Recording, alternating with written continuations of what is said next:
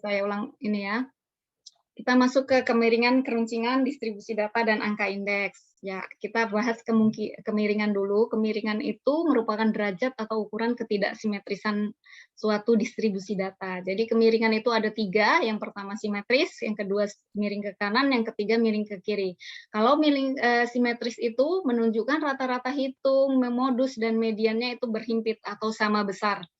Kemudian kalau miring ke kanan itu mempunyai nilai modus yang paling kecil dan rata-rata hitung paling besar. Kalau miring ke kiri modusnya kecil tapi rata-rata hitungnya besar. Jadi kebalikan dari miring ke kanan ya.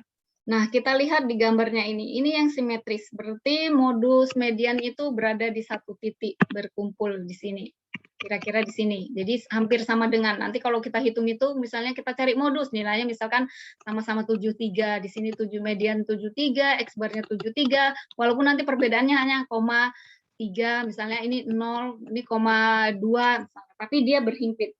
Kalau miring ke kiri, ini miring ke kiri ya, modusnya, mediannya, modusnya, tadi modus besar ya, kalau miring ke kanan, modusnya paling besar, mediannya kecil, paling kecil, X barnya paling kecil.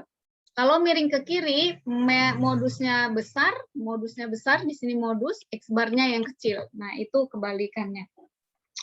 Ini dari gambarnya kita bisa lihat, yang ini miring ke kiri, ini harusnya miring ke kiri ya, bacaan ini kiri, ini kanan. Berikutnya kita masuk ke rumusnya. Rumusnya ada beberapa rumus. Yang pertama rumus Pearson yang seperti dilihat. Rumus Pearson ini menggunakan ada 2. Ada yang menggunakan standar deviasi, kemudian X bar dan modus. Tapi kalau misalnya menggunakan modus ini 3. Kalau yang menggunakan median, ininya 3, dan ini standar deviasi. Yang kedua itu rumus momen. Rumus momen ini untuk data tidak berkelompok, 1/ns pangkat 3 dikali sigma XI dikurang X bar 3. Ini tidak berkelompok. Bedanya dengan yang berkelompok, ini yang berkelompok ada frekuensi, karena kita kelompokkan. Jadi itu hanya bedanya. Untuk keterangannya ini bisa dilihat. Nah ini, kalau misalnya nanti kita hitung-hitung, berarti kalau yang distribusi datanya simetris, berarti alfa 3-nya ini sama dengan 0. Kalau miring ke kiri nanti, alfa 3-nya lebih kecil dari 0. Lebih kecil dari 0 misalnya minus 1, minus 0, berapa, itu lebih kecil dari 0. Kalau lebih besar dari 0, berarti nanti 1, 0,2, 0,3, itu misalnya ini yang miring ke kanan. Berikutnya ada rumus Bowley. Rumus Bowley ini menggunakan kuartil. Jadi kalau nanti alfa 3 menggunakan rumus Bowley, nanti rumusnya kuartil ketiga tambah kuartil ke-1 dikurang 2 kuartil 2 dibagi kuartil ketiga dan kuartil ke-1. Ini cara menentukan kemiringan. Nah, kalau misalnya nanti di soal, kalau misalnya Q3 kurang Q1 akan sama dengan Q2 kurang Q1, ini mengakibatkan nanti yang atas 0. Kalau 0 ini mengakibatkan alfa 3-nya 0, sehingga dia langsung bisa kita tebak. Oh, ini bentuknya simetris. Sebaliknya, kalau distribusi miringnya ada 2 kemungkinan, kalau nggak Q1 sama dengan Q2, atau Q2 sama dengan Q3, nah ini nanti menghasilkan alfa 3-nya 1. Kalau 1 berarti miring ke kanan. Nanti kalau Q3 sama dengan Q2, ini mengakibatkan alfa 3-nya negatif 1, berarti miring ke kiri. Jadi ini perlu kalian hafal. Kalau Q3 kurang Q1, ini pasti 0. Kalau misalnya ada pertanyaan gini, Q3, itu nanti mengakibatkan alfa 3-nya 0, berarti simetris. Tapi kalau ada sama dengannya, Q1 sama dengan Q2, ini alfanya pasti 1. Kalau Q2 sama dengan Q3, alfanya negatif 1, berarti miring ke kiri. Ini perlu kalian pahami. Setelah kemiringan, kita menunjukkan derajat keruncingan atau kurtosis. Kemiringan itu disebut skewness juga ya, yang ini kurtosis. Ini ukuran tinggi rendahnya puncak suatu distribusi data terhadap distribusi normal datanya. Nah, keruncingan ini juga ada 3, yang pertama leptokurtis, yang kedua mesokurtis, yang ketiga platykurtis. Kalau leptokurtis itu distribusi data yang puncaknya relatif lebih tinggi atau paling tinggi dia. Meso itu normal, nggak sedang-sedang aja, yang sedang-sedang aja. Sedangkan platykurtis itu puncaknya rendah atau datar. Nah, contoh seperti ini grafiknya. Ini leptokurtis, ini puncaknya tinggi. Nah, ini biasanya median modusnya sama. Nah, kemudian mesokurtis, ini puncaknya sedang. Ini kemudian yang platykurtis, ini puncaknya datar. Jadi ini CR dia, seperti itu. Berikutnya kita masuk rumus derajat keruncingan hampir sama, cuman bedanya kalau derajat keruncingan itu pangkat 4. Ini untuk data yang tidak berkelompok, yang ini untuk data yang berkelompok. Nah, untuk menentukan nanti derajat keruncingan biasa pakai Microsoft Excel itu data, terus kita cari menunya data analis, statistik deskriptif, oke, baru kita munculkan. Jadi kita masuk ke Excel, saya stop share, klik sebentar ya, saya coba share screen yang Excel. Nah, ini tadi misalkan kita punya distribusi data. Tadi rumusnya kan alfa 3 1/n S pangkat 3, iya kan? Yang perlu kita cari itu apanya? Pertama kita perlu cari itu ininya dulu. X kurang X bar pangkat 3. Kemarin kita sudah tahu cara mencari X bar. Nah, X bar itu di sini sudah saya masukkan rata-rata hitung itu jumlah ini frekuensi XFI kali XI dibagi dengan frekuensinya. Jadi nanti langsung dapat 72,5. Nah, misalkan dari sini saya sudah menghitung rata-rata hitung dapat 72, median 73, modus 75. Ini bagaimana distribusi datanya? Miring ke berapa mana? Kalau dari penjelasan saya, miring kemana? Asimetris kah? Miring ke kanan. Modusnya paling besar karena di sini X bar-nya paling kecil. X bar-nya 72. Ini modelnya 73, modusnya 75. Nah, kalau dari sini kita udah tahu miring ke kanan. Cuman berapa sih besarnya alfa 3? Itu kita cari dengan rumus momen. Ini sudah saya iniin dapatnya 1 koma ya. Cuman kita ulangin dari mana asalnya. Saya ini dulu. Nah, kita karena rumusnya ada X kurang X bar pangkat 3, maka kita masukkan ini, kita buat. Kalau sudah kita dapat kurang X bar pangkat 3, nanti kita kalikan dengan frekuensi. Di sini ada FI-nya. Ini untuk kemiringan, alfa 3 atau skewness, kemiringan. Jadi, kalau sudah dapat kita buat rumusnya, berarti kita tinggal masukkan XI, mana XI-nya? Saya masukkan XI-nya di sini. XI-nya, ini XI, sama dengan XI, klik saja yang ini, kemudian dikurang X bar, dikurang X bar. X bar-nya sudah saya buat kemarin ini, dapat X bar-nya, saya kurang, bentar ya, dikurang X bar yang ini. Berarti ini, XI itu, XI ini karena baris pertama, XI-nya ini dikurang X bar. X bar-nya 72,5.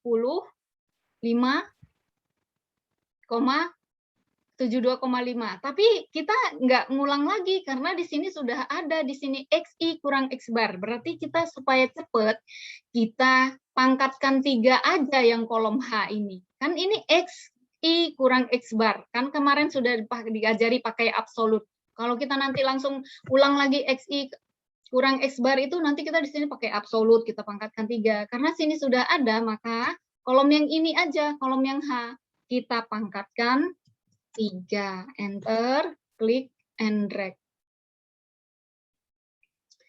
Nah, kalau sudah dapat ini, kita kalikan dengan frekuensi. Lihat atasnya, frekuensi FI dikali X, I kurang X bar pangkat 3. Sehingga kita jodohkan aja si FI. FI mana? Cari kolom FI. Kolom FI di E. Ini E2 dikali tetangga sebelah yang ini. XI kurang X bar pangkat 3. Enter. Klik and drag. Nah, ini. Nah, untuk di bawah berarti sigmanya. Panggil sum. Sigma frekuensi dari FI dikurang XI pangkat 3. Aduh, salah nih, nggak ada sama dengannya ya tadi. Tutup kurung, enter. Nah, inilah jumlah dari FI dikurang XI pangkat 3. Kalau sudah dapat, kita tinggal masukkan aja rumusnya di sini. Apa rumusnya? Rumusnya 1/NS pangkat 3. Ya kan? 1/NS dikali X sigma XI FI. Jadi yang pangkat 3 tadi, sigma XI pangkat 3 ini dibagi NS pangkat 3. N-nya berapa? Di sini N-nya 100. Jadi kita buka kurung, dikali 100. Nah, mana ini? Ini terus. Baru dikali NS pangkat 3. Kita cari S-nya, standar deviasinya. Kemarin saya sudah buat standar deviasinya. Mana ini? Tunggu dulu ya. Standar deviasinya, ini ukuran dispersi di sini. Nah, ini standar deviasinya yang ini. Kemarin sudah diiniin ya. Kemudian kita pangkatkan 3. Cara menghitungnya sudah mana sih ini, Mas? Sama dengan sigma FI XI dibagi NS pangkat 3. N kali S kali F, S-nya standar deviasi pangkat 3.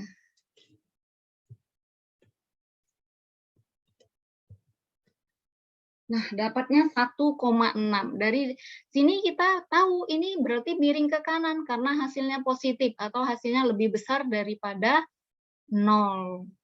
Lebih besar dari 0 atau lebih besar. Kemudian ini untuk mencari kemiringan. Berikutnya kita cari keruncingan. Keruncingan rumusnya tadi bisa menggunakan rumus momen. Kita di sini menggunakan rumus momen ya, 1/NS pangkat 4.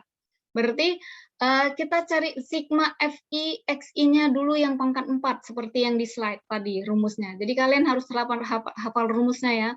Nah, ini kan sudah XI kurang X bar sudah ada di kolom H. Ini XI kurang X bar. Tinggal kita pangkat 4-kan di sini.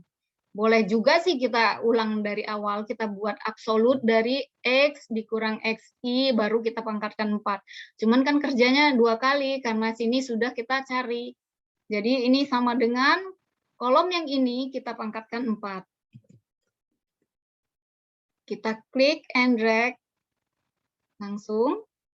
Kemudian di sini kita kalikan dengan frekuensi. Frekuensinya yang ini FI, frekuensi absolut. Bukan frekuensi kumulatif, bukan frekuensi yang lain-lain, bukan frekuensi relatif. Kita jodohkan. Frekuensi kolomnya di kolom ini F. Jadi F2 di sini karena baris kedua dikali dengan N ini. Jadi sehingga kita nanti dapatlah sigma FI dikali XI kurang X bar pangkat 4. Tinggal panggil si sum sigmanya. Nah, baru kita masuk ke rumusnya 1/NS pangkat 4. Jadi ini jumlah ini dibagi dengan N-nya itu tadi 100 dikali dengan standar deviasi kita pangkatkan 4. Dapatnya 11,40. Kenapa ini jadi segini? Oh, 9 kali. Oke, dapatnya segitu. Nah, ada pertanyaan sampai sini? Jadi ini langkah-langkah ini yang kemarin ya, cara mencari rata-rata hitung. Misalkan ini distribusi frekuensi kita. Bagaimana cari rata-rata hitung? Rata-rata hitung itu ini FI dikali XI dibagi N-nya. Makanya ini kolom G9, ini G9 dibagi E9. Kemudian untuk median ini kemarin ini udah tahu kita. Tepi bawah cari dulu kelasnya. Kalau median tengah-tengah, berarti kelasnya mana? Ke tengah-tengah. Kelas yang tengah-tengah itu karena ininya 100, berarti yang 50. Cari frekuensi kumulatif yang 50. Nih dia di sini. Di sini kelasnya. Makanya ini tepi bawahnya mana? Berarti 69,5 dikali N/2 dibagi frekuensi sebelumnya itu kemarin sudah ya. Kemudian kita ke ukuran dispersi, jangkauannya sudah secara menghitungnya dapat simpang rata-ratanya kemarin sudah kita ketahui, hanya datanya aja beda, yang kemarin beda dengan yang ini. Kemudian kalau untuk yang data tidak berkelompok, begitu juga ini X-nya. X-nya sini belum dirapiin, belum di datanya. Kalau ini sudah kita pastikan tali terus ya. Udah kita arai, ini dari yang terkecil ke yang terbesar. Kemudian kita cari dulu X rata-ratanya. X rata-rata itu jumlah ini dibagi dengan banyaknya data. Jadi hadapannya 73, ini ada 20. Kemudian mediannya juga begitu, cara mencarinya. Yang kemarin sudah kita ini, hanya hari ini ulang. Kita cari di sini X pangkat 2-nya, X pangkat 3-nya, X pangkat 4-nya. Supaya apa? Supaya kita nanti bisa mencari ukuran dispersi ini. Kemudian kalau menggunakan data analis, ini kita ulangi ya yang ini ya.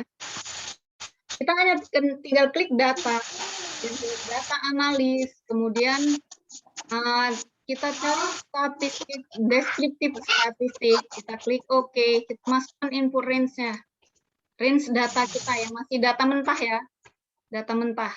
Ini ada data mentahnya, berarti kita klik.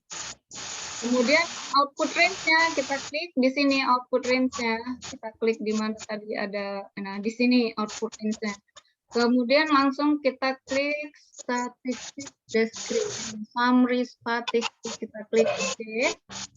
Nah, sini akan muncul berarti min-nya atau rata-rata hitungnya 73,05. Secara manual juga sama kita hitung. 73,02. Kemudian mediannya 73,5. Di sini tidak, ini mediannya 73,5, modusnya 68. Nah, ini dia standar deviasinya 16. Di sini sudah juga 16. Cara mencarinya nanti kalian tinggal ini aja, masukkan data-data ini ke rumus. Kemudian variansinya ini dari S. Kurtosis itu kemiringan, skewness itu skewness keruncingan, kurtosis keruncingan, skewness kemiringan. Dapatnya seperti ini. Di sini ada yang mau ditanyakan? Halo. Udah, Bu. Enggak ada. Ada, Bu. Oh, enggak ada. Bu, boleh minta rekamannya, Bu? Boleh. Nanti saya share linknya ya. Linknya saya share aja linknya, nanti kalian bisa buka. Jadi kalian bisa pelajari sendiri. Ini loh data-datanya. Kamu klik-klik aja ini. Oh, kalau ada yang salah bisa kamu perbaikin. Namanya manusia, saya bisa aja misalnya ininya salah. Kamu bisa komen di ruang diskusi. Nanti linknya saya share di ruang diskusi aja. Oke, Bu. Kita masuk ke slide lagi. Saya share slide. Yang mana ini slide-nya? Kita masuk slide dulu. Slide.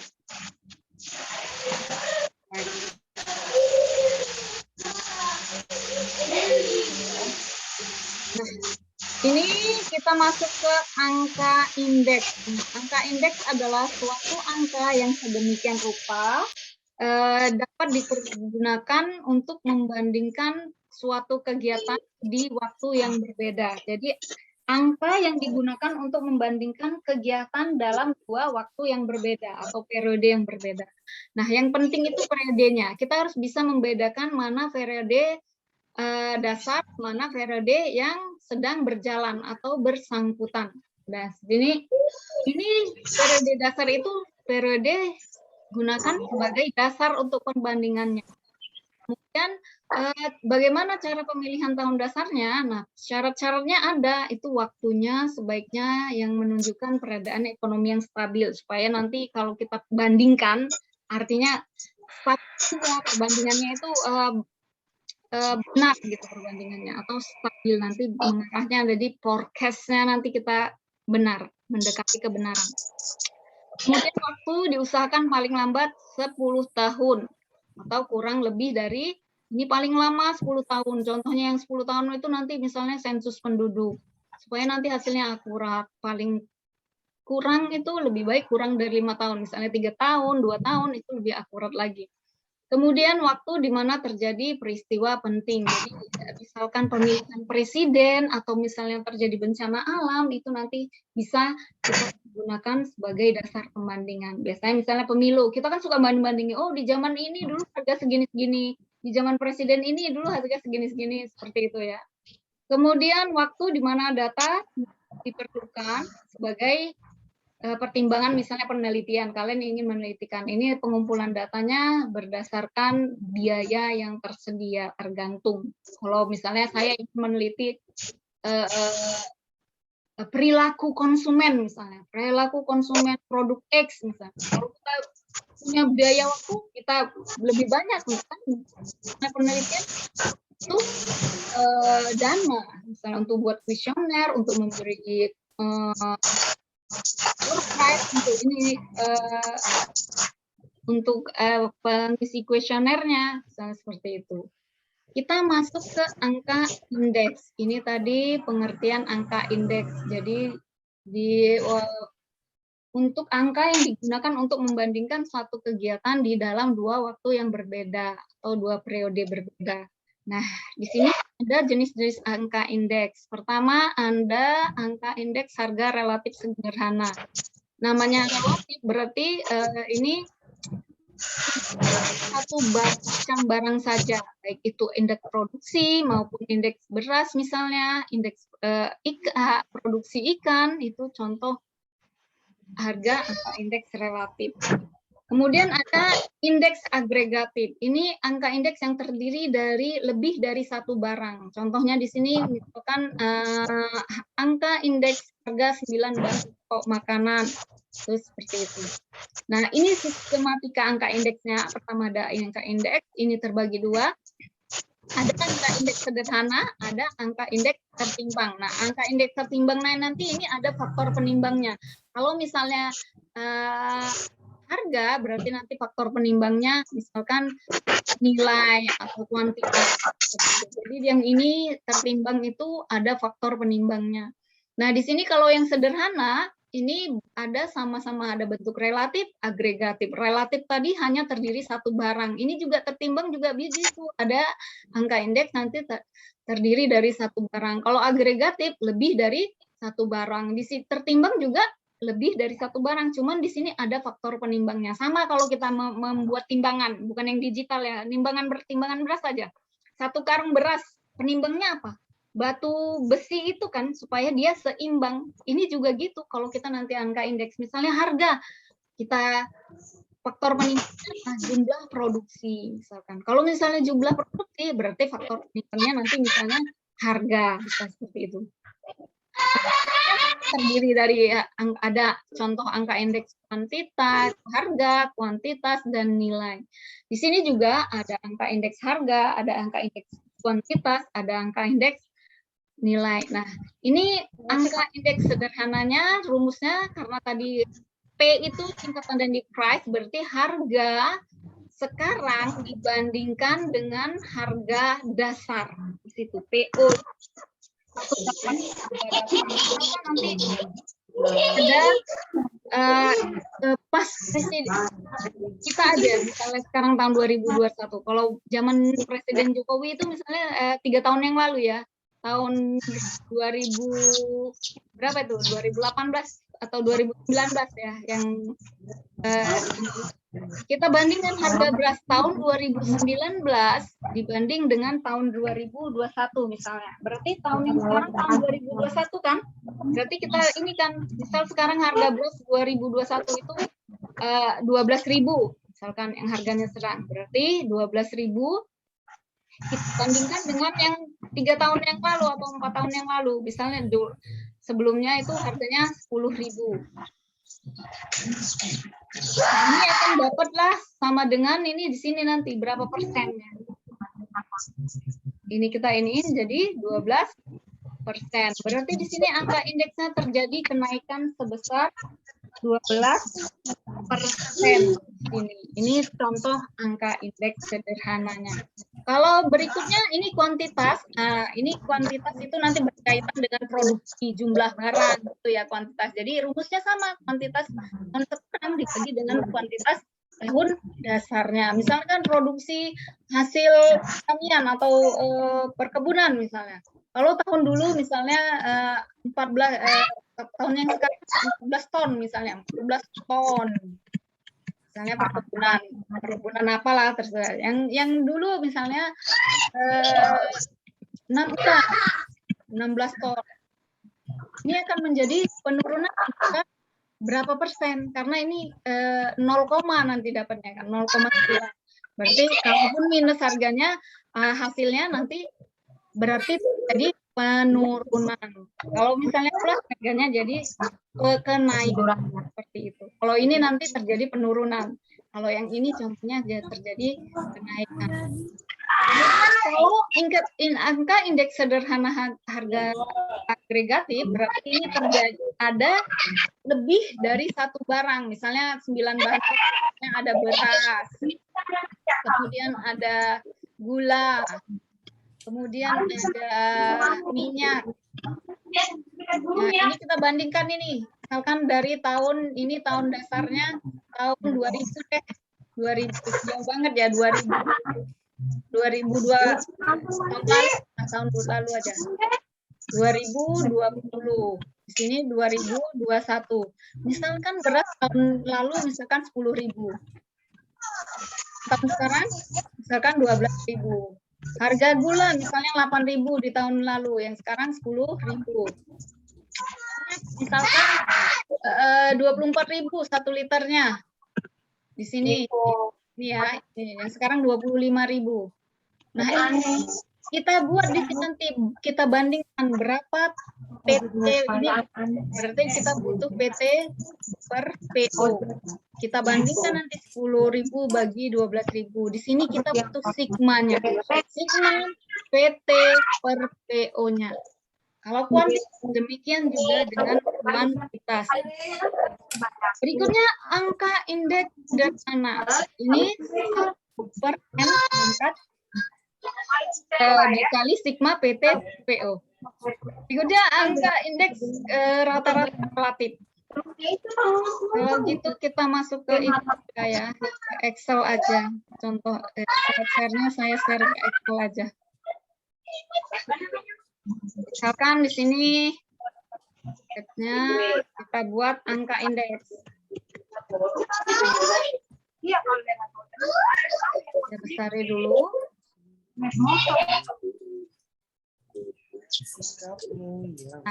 di sini misalkan angka indeksnya ada harga, di sini harga. Ini barang aja deh, barang bukan harga.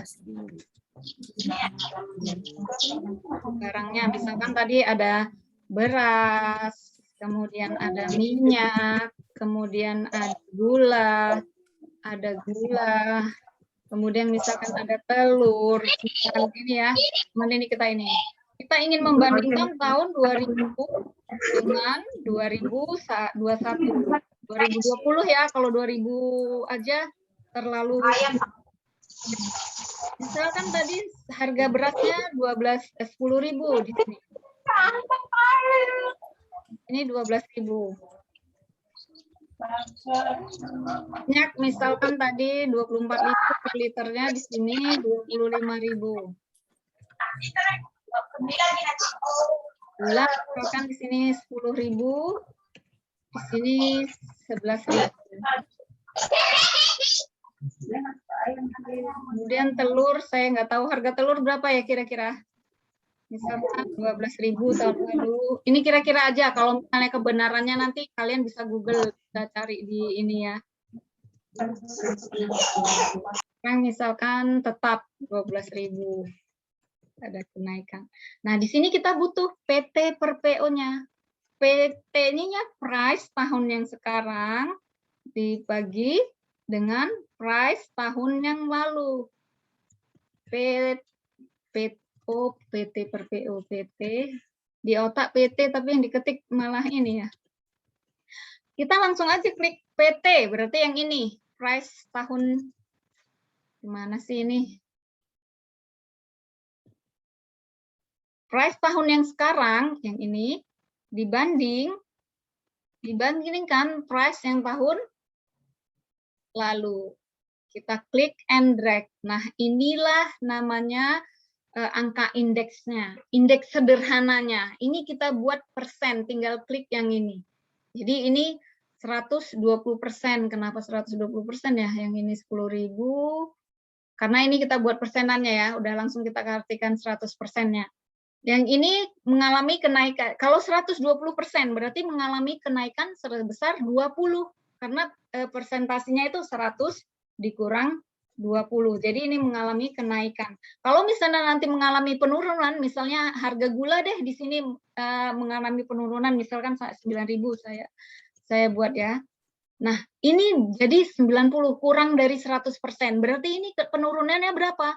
10%. Kalau yang ini harga minyak mengalami kenaikan juga. Kenaikannya 4%. Walaupun di sini 104, tapi kita menyebutnya kenaikannya 4%. Kalau yang di sini kenaikannya 20%. Kalau yang di sini ini salah nol ya. Ini tidak mengalami kenaikan karena 100%, artinya nilainya tetap. Nah, ini angka indeks sederhana. Satu-satu ini namanya sederhana. Kalau kita membuat angka indeks agregasi, berarti seluruh barang ini. Berarti kita butuh apanya? Kita butuh sigmanya. Kita panggil si sum. Kita butuh sigma ini semuanya. Tahunnya jangan masuk ya. Tahunnya jangan masukin ya. Sum.